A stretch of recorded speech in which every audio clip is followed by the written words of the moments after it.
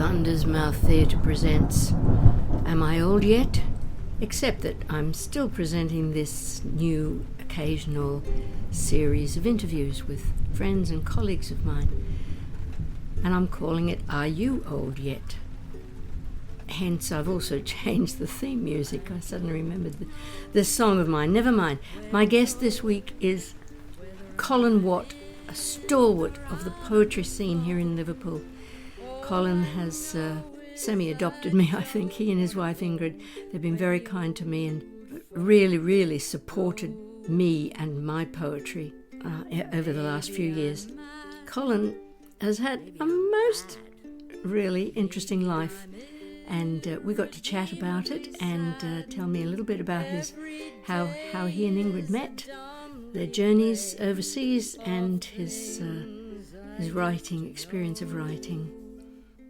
I'm going to kick off with a snippet of the poem that he's going to read the full thing of it at the end. It's called The Hang of It. It's typical Colin.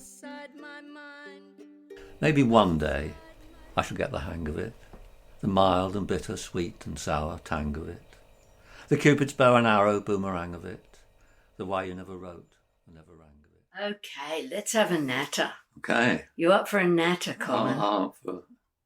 Yep, let's go for a natter. I do remember us having a natter a couple of weeks ago about how neither of us do small talk. That's right. And then realised we were doing small talk. So, Colin, I've only known you about, 3 years or so? It's just before lockdown I started It's probably more than 3 now. It's probably more. Probably is. Anyway, but not many more than 3. Time keeps passing, even though it doesn't exist. I know. I have to keep reminding myself of that. Right, so Colin, you've passed your 70th birthday. 80th. And your 80th. Yeah. You're well in with this podcast. It's just ridiculous for an idea, but nevertheless, we're doing it anyway. It's an excuse for me to sit down and chat with some mates. Yeah. All of whom, somebody said, but are they all creative? I thought, I don't know anyone who isn't creative. So, Colin, tell us about yourself. Who are you? Where do you come from? I come from quite an interesting background in the sense that we were quite well-off people come down in one sense. My dad was, I suppose you'd call him a small businessman, because his mother, who lived in Twickenham, had something like 6 tea shops and a bakery around that area. And during the Second World War, all but one closed. So she kept that one going, which was next to the bakery. My dad left school at 14 and started work in the bakery and took over the bakery and ran that for a good while. He's obviously quite a good businessman, and he bought us a house in a place called Ashford, although that was a little bit later on because I was actually born in a place called Staines. Where the linoleum used to come from, and is now better known, or likes to be known as Staines upon Thames. But when I was 5, we moved to this place, Ashford. My dad bought a house there that was like one plot away from a corner, and there was another plot down the adjacent, the right-angle road. So over the years, he sold, as we got older and needed less garden space to run around in, he sold one and then the other, and so that kept him going.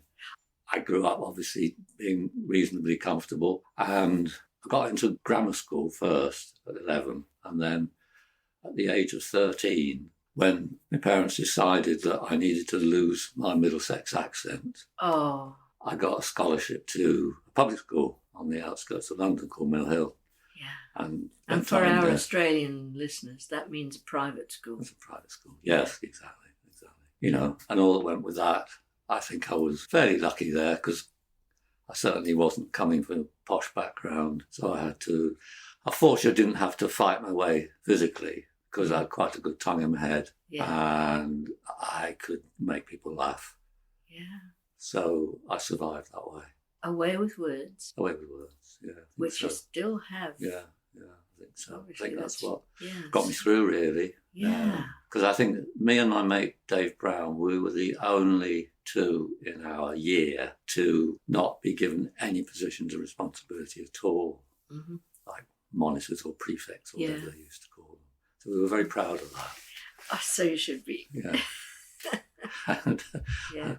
I've carried that on ever since, I think. I had a slightly similar experience in that I ended up going to boarding school at the age of 9, because where we were, family had moved up to Papua New Guinea, Right. and there were no secondary schools there. So my sister had been sent off to boarding school, and it was decided that I should join. So I went, and it was a church school run by Anglican nuns, but it was, largely middle class, upper middle class girls who were there, and I just felt completely out of place. And also, I suspect, got through being the clown. I also was never made a prefect because I was always getting into trouble. I was always getting blamed for things I wasn't involved in, which I thought was fascinating.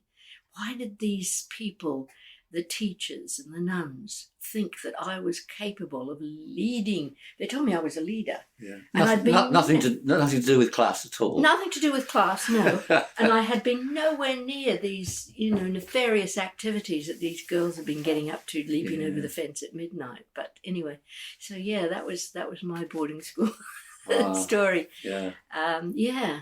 So let's talk about this way with words that you have. What did you do when you left school? I signed up for what was called a thick sandwich course. Wow. In electrical engineering. Yeah. Which meant you did a year with a company, basically as an apprentice, actually. Yeah. And then the 3-year university college, 3-year university course, then another year with the firm, and then over to whatever happened after that. I decided there was one of those moments when I'd done the first year, and that was great. I really enjoyed it. I mean, it's so stupid. They don't do stuff like that now. We spent a year as an apprentice learning how to weld, working with old guys on these massive pieces of electrical equipment, making stuff by hand. It was great. But then I got to university and I was in the hall of residence, and I had a broken table lamp, which I thought I could be able to mend this. So I borrowed another person's table lamp that they weren't actually using and got a bit from that and tried to mend the other one. And I realised I ended up with 2 broken table lamps and decided at that moment that a career in electrical engineering was not for me. Right. So I changed to civil engineering. Yeah. So obviously then I didn't do the final year with the company because I wasn't doing electrical engineering anymore. So that all changed. And I can't believe it. In those days when, this must have been 1968, something like that. Yeah. Nobody that I knew who was leaving university at that time had fewer than 2 jobs to go to. Wow. I decided I'd like to work in the planning office. So I contacted Newcastle upon Tyne and got offered a trainee planner or something. So I spent a couple of years there, and that was again great because I had a really good boss who was an architect, and he said, you don't learn about planning sitting in the office planning things. You learn about planning by going out, walking the streets of Newcastle, seeing what it's like, seeing what's happening, seeing what's right, seeing what's wrong. Then you can come back and start doing planning. How insightful. That was brilliant. Yeah. That was just great. So, lots and lots of tramping through the streets of Newcastle. It was wonderful. Yeah. And that's where I met Ingrid. Oh, what? Not on the streets of Newcastle. One of the things that I did when I was there was amateur dramatics, and I was joining this thing called People's Theatre. It was very well known, and I got part in a play called Little Malcolm and His Struggle Against the Eunuchs. Yes. And I had the role of Dennis Nipple, the failed poet. Right. And at the after play party, I met Ingrid. She was there with somebody else. Yeah. And we took off from there, really. Yeah. But then I decided that as I was working as a planner, I ought to be one. So fair enough. I applied for a master's in University College London. Right. Moved down, and actually they obviously couldn't decide whether town planning was an art or a science. Oh. So I got an MPhil, which is a master's in philosophy. So presumably they decided it was more philosophical than either artistic or scientific. I don't know, but anyway, that's what I think philosophy is very artistic. Anyway, so that, and then we decided that I can't believe that pretty well every weekend, I went back up to Newcastle by getting the train out to North Circular and standing at the bottom of the M1 with my thumb out. Uh-huh. And I could guarantee to get to Newcastle within a few hours. Wow. Nobody hitchhikes anymore. No. Nobody. No. We're so afraid. We're so afraid, yeah. Yeah. And maybe it was a daft thing to do, but nothing dangerous ever happened. Yeah. Apart from one driver that I had to talk at in order to him to stay awake. Mm-hmm. Oh, yes. Apart from that, we decided we were going to stay together. So Ingrid moved back down to London. We stayed in various places, got married. And when I finished the town planning course, we decided we'd like to go abroad. So I wrote to various planning consultants, and I got a letter back saying, if you phone this guy at such and such a time, we'll see what's possible. So from a phone box somewhere near where we lived in South London, I phoned this guy up and said, how would you like to go to Kuwait? Right. I said, yeah, fine, okay, we'll do that. I kind of vaguely knew where it was. I knew it was in the Gulf in the Middle East, but I knew nothing at all. Over about. So we went to Kuwait for a year. A year? Yeah. Wow. And it was just one of those, well, that whole time, like it is for so many people, was really formative. Not so much in the sense of the work, although that was really interesting, because what the Kuwait government was asking was for us as town planning consultants to make them a plan for Kuwait in the best Western tradition. Right. So we did that, and that finished shortly after I'd arrived. And we got the contract to do a new town further down the coast. And so ironically, what we tried to do was actually take all the best of Arab ways of doing stuff that respond to the climate. So it had wind towers and all sorts of things. Great. So, I mean, what I'm getting from your early life experience, Colin, is I'm getting some kind of an insight into why your poetry is so broad-reaching. It covers, it's not about the subjects, but the attitudes and the ideas that you bring to it are so rich in, obviously, in human experience. Yeah. I thought it was my hearing aid squeaking, but no, it's the bin men. Okay. Bin men creaking. Yeah. Bin men creaking. Well, this is life as she is lived. We are here in Liverpool, very close to the city centre, and life goes on. And yes, the bin men come on a Wednesday. Gotta love it. So, yeah. So there you are in Kuwait for a year. Yeah. Doing all the right things, by my book anyway. What we decided to do, and I probably got paid about the same I would have paid in the UK, but we paid no tax. Right. So actually we were pretty well off. Yeah. And after the 12 months, we decided we were going to take another year off and travel. So we must have been one of the few people to actually travel the hippie trail when I was actually married. Yeah. Yeah. I know what you mean. So we bought a second-hand four-wheel drive vehicle off the Bedouin in the market. Fortunately, we knew someone really good. I think he might have been Yemeni, I can't remember, who was a mechanic. So he advised us on, and it was brilliant because he'd been using it in the desert. So he'd had extra fuel tanks put in the back. So it had a massive range of because, of course, what we ended up doing, we took off, we went through Iraq and Syria, through the middle of Afghanistan, and through the whole of that, from Herat through to Kabul in the northeast. There was one petrol station. Wow. Through the whole country. We're talking about oil countries. We're talking about oil countries. Yes. Yeah. But, of course, Afghanistan's not an oil country. No. So, and everyone said, you're mad, you can't possibly do that, it's dangerous, there's robbers, there's pirates, there's bandits. Yeah. But we made a point of wherever we saw anybody waiting on the side of the road, we'd give them a lift. So I don't know whether that helped, but certainly we never saw any bandits. Yeah. Or if we did, they were very friendly bandits. It kept you in contact.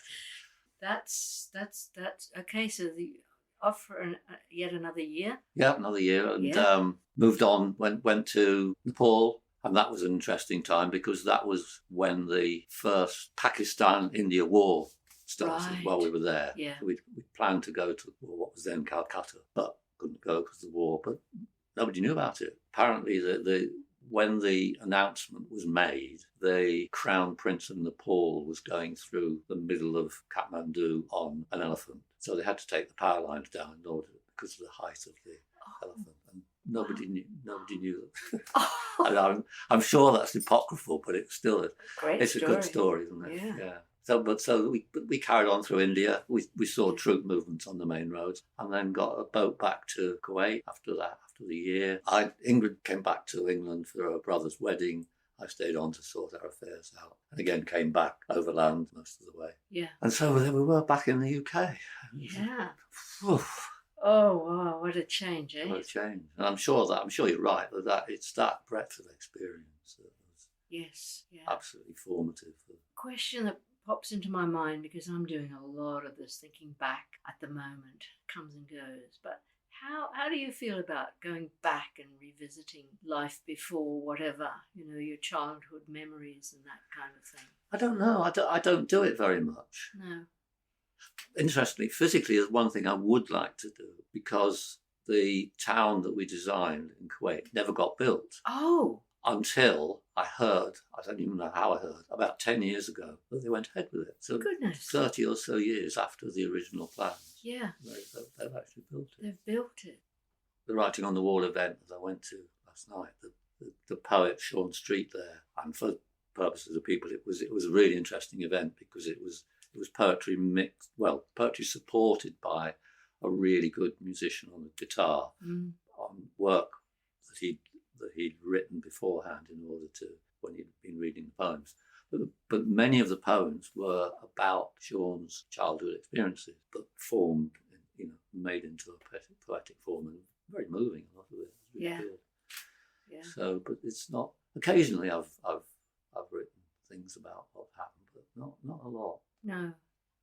You always strike me as someone who's very much in the present. Yeah. And I think, and I don't know how much. I suspect that this simple thing about having studied town planning, you're always thinking about how do you get from here to there. Right. And I think about that a lot, and maybe too much actually. You think I live in the present, but I'm also all the time I'm thinking, what have I got to do next? What have I got to do next? I think I'm a bit hyperactive anyway. Yes, I've got a sticky that I put up on my screen, but it's a quotation from some famous thinker who says, "Oh no, it's Lao Tzu." He says, "If you're unhappy, you're living in the past. If you're anxious, you're living in the future. Why not just live in the present?" Yes, no, absolutely. Because I do think I have low levels of anxiety, but they are there. And I think that's about that thing about, what have I got to do? What's going to happen next? Right, that's interesting. Yeah. And this is probably an appropriate time for me to hit you with the big question: are you old yet? Am I old yet? Yeah. It's the "yet" that's a funny word in that. It's as though I have some control over that. Yeah, I know, it's a stupid question. And of course, the measurement of what is old, the cultural measurement of what is old, changes anyway. Yes. So culturally, I'm at an age now where 50 years ago, there's no question I would have reached this age. If I'd been 80, 50, 100 years ago, I would be one of the very few miraculous people who managed to survive to that age. Indeed. Now, being 80 is almost normal. Mm-hmm. Almost normal. Although, interestingly, in this country, because of things that we all know about, the life expectancy has actually dropped slightly. Yes, and statistically, the last kind of figures that I was looking at was the age expectancy average for men is 80, and women is about 85. Yes. So in that sense, we are technically old. Yeah. But this is my point. No one will allow us to say that about ourselves. No. You say, "Oh no, you're not old. Oh, you're so good for your age," and I just find it deeply patronising. Yeah. So what is your attitude to this whole thing about age and aging? I'm not stupid enough to think that you can ignore and fight off what you might call the ravages of aging. But you can do a lot. You can exercise, you can eat properly, you can think positively, you can relax, you can do a load of things that doesn't stop your body aging, because that's a physical thing that happens. But it does delay the process, I think, and it does allow you to accommodate. There are things to do with hearing aids, arthritis. I'm less manual. Fortunately, one of the best things I ever did, I learned to touch type. Went to Sight and Sound. Me and about 50 young women in a hall. Yeah. With music in the background. And I can still do it.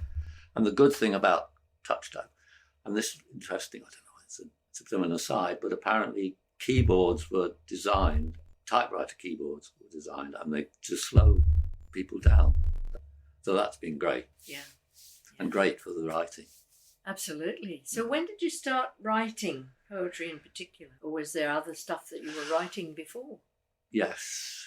In my 40s, I think. I can't even remember why. I started writing short stories for one form or another. I sent some off to the BBC and didn't get them accepted, but I think it was this way round. Yeah, they said they really liked that one. It really sounded more like a play than a story. So I joined up with this theatre group in Liverpool.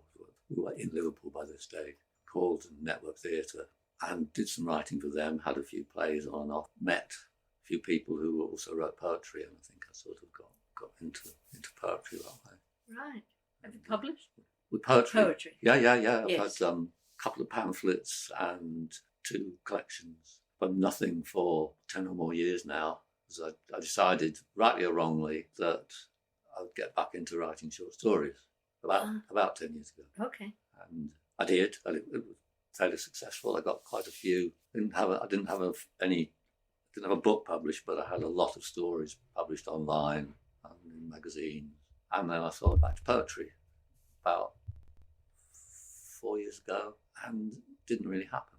So I did some courses with this organisation called Life Canon, which is a really good poetry organisation in London, and they're in different courses. That got me going again, but I thought, I've got to do this on my own. I can't just carry on going on courses. So even though they were very reasonable, very good. But now I'm sitting here thinking, and I don't know how much it was to do with the pandemic, but some people found they could write then, some people found they couldn't. Yes. I couldn't. I've been really tied up with the climate crisis and been trying to write about that. And I just wonder whether I've been too intellectual about it to make decent poetry. And I've got some good poetry out of it. Yes, you certainly have. I've heard it. And it's where I go from here now. I don't know. All right. Well, let's just backtrack a little bit again. Yeah, go on. How did you get involved with the Dead Good Poets Society of Liverpool? Right. When I started writing poetry, I went to poetry events. There was one with Pilgrim Pub in Liverpool. I went there and met a load of people. It was a good evening, but it kind of didn't quite work, we thought. So a bunch of us decided we'd try and set up something on our own. David Bateman, who's still around, wanted to call it the Evil Dead Good Poet. In the end, I think we made the right decision and just said it's going to be the Dead Good Poets. You know, after the film, the Dead Good Poets Society. Yeah. And so we set up, and I think we actually might have started at the Pilgrim, but we went all over the place. We were at the dining room upstairs at the Philharmonic, a good while at the Trade Union Centre on Hardham Street. We ended up, after jumping around different places, in the Everyman Bistro, as it was before the refurbished. It was all closed down, so we needed a place. And Leslie, who managed the catering at the old Everyman Bistro, took over catering at Blackburn House Cafe downstairs. Yeah. So we went with her. Right. And we were there for probably 10 years until very recently, when for various reasons they close in the evenings except for major events. Yeah. And we're not really a major event. No. We are in our terms, but not in theirs. Yes, exactly. So we had to find somewhere else. And fortunately, Greg was one of the stalwarts, along with Lloyd here, discovered this arts craft centre cafe called MerseyMade on Paradise Street, just on the edge of Liverpool 1. Absolutely, yeah, very They convenient. offered. We were being various places I won't mention, but they were trying to charge us hundreds of pounds for an evening. Oh, I know. MerseyMade offered this for free on the understanding that the cafe would stay open and we would buy drinks and snacks and stuff. It's terrific, and it's on the third Thursday of the month. Yep. Every month, except for August. Yeah. Kicks off at 7:30. All you have to do is rock up and say if you want to read some poetry of your own, or if you just want to listen. Yeah, absolutely. We love it. Yeah. Now, I had something that popped into my head that I thought would be useful for us to talk about, and I can't remember what it was. What I know. Yeah. Do you have a poem of your own that's in your head that you could simply pour out for us? Or you like me and you never bother learning them? I've never been into learning them. I've bits of one of a poem called Getting the Hang of It, which is maybe one day I shall get the hang of it. Mild, bitter, sweet and sour tang of it. Sweet and sour tang of it. The tum-ti-tum-ti-tum, the why you never wrote and never rang of it. Oh, now I want to hear it. Okay. So I've got it. You want me to read it? Yeah. I think it's in my bag. Okay. Let's do it. Can't believe. But... Yeah. Pause. Where's the pause button? I'm going to ask if you'd read us one of your poems from you call that a pamphlet? Yeah. Because it's quite small and neat and beautifully contained. Yeah. Okay, over to you. Right. This is the title poem of the pamphlet. It's called Getting the Hang of It. Maybe one day I shall get the hang of it, the mild and bitter, sweet and sour tang of it, the Cupid's bow and arrow boomerang of it, the why you never wrote and never rang of it, the chalk and cheese, the hard, soft yin and yang of it, the ego, it, the Sigmund Freud and Ardy Lang of it, the Adam evolution and orangutan of it, the lock, stock, barrel and big bang of it. I hope to say, before I die, despite the pang of it, I've held it in my arms and not just sang of it. Oh, that's just beautiful. And I'll tell you what, when you got about halfway through, I thought, I want orangutan of it. And there it was. Fantastic. And there's one of those stupid things. It took me half an hour to write that. Yeah. I just got the phrase getting the hang of it. And I thought, right, what rhymes with getting the hang of it? Yeah. Now, it took a long time to shape it. Yes. But as a it just came. Yeah. And that is what the human brain does. Yeah. And that is what so-called artificial intelligence will never be able to do. But we won't go there. And I think I've lost the confidence of that. Yeah. Which is a shame. It is a shame. Yeah. I want you to have it back. Yeah, so do I. Yeah. Yeah. Long walks. I find I have to do several long walks before the brain actually goes, oh, why don't I just say that? Oh, all right, I'll just say that. Oh, and then I'll say that. I think that's right. And then it starts to come. Yeah. I think I know this sounds strange. For my birthday, Hill, who used to do the Radio Merseyside, but known him for a long time, gave me a book of pocket haiku. Uh-huh. And Ingrid and I read one every morning at breakfast now. Oh, wow. And I think I'm going to write. Now, maybe that's good to say this publicly. I'm going to write a haiku every day. Wow. Oh, now that's ambitious. Or at least one a week. Yeah. Or one before Christmas. Oh, yeah. I like that, yeah.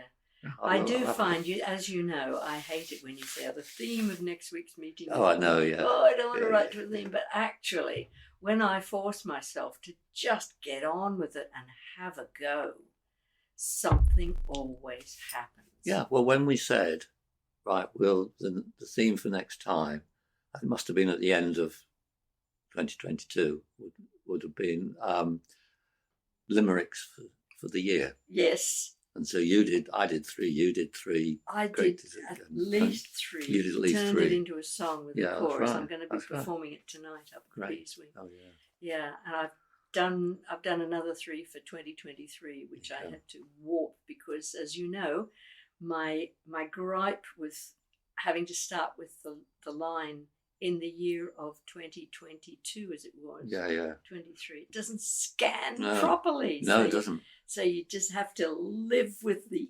inconsistency of Absolutely. it. Fabulous. I love it. Yeah. Okay. Oh, Colin, thank you so much. It's been great. There's a whole gap now in your life story that I still want to get to some other time. But in the meantime, thank you so much for being part of this. Well, thanks for the invitation. I made no preparation at all. I thought, we'll just see what happens. Well, and, neither did I. Good. Well, that's spontaneous combustion. That's the best absolutely. way to do it. That's what it's all about. Great. Good. Well, thank you. Cool. My pleasure. Well, there we are. I hope you've enjoyed that little tramp down memory lane with myself and Colin. A little bit of insight into poetry life here in Liverpool. Next week, quite possibly, we'll have something different again. Who knows? We've got variety is the spice of life, so they say. In the meantime, do think about, if you're enjoying the podcast, how you can support me in my lonely crone cottage here by first and foremost spreading the word, telling your friends about the podcast. See if you can persuade them to have a listen. Secondly, funding's always a problem, so if you can donate the price of a cup of coffee at buymeacoffee.com/amioldYet, or you may like to become a patron over at patreon.com/amioldYet. All sorts of extra benefits for patrons. Okay, that's it for now. Stay safe, and thanks for listening. Should I go where I don't know? There has to be some place I'll never outgrow. Maybe it's nearby, maybe in time I'll understand why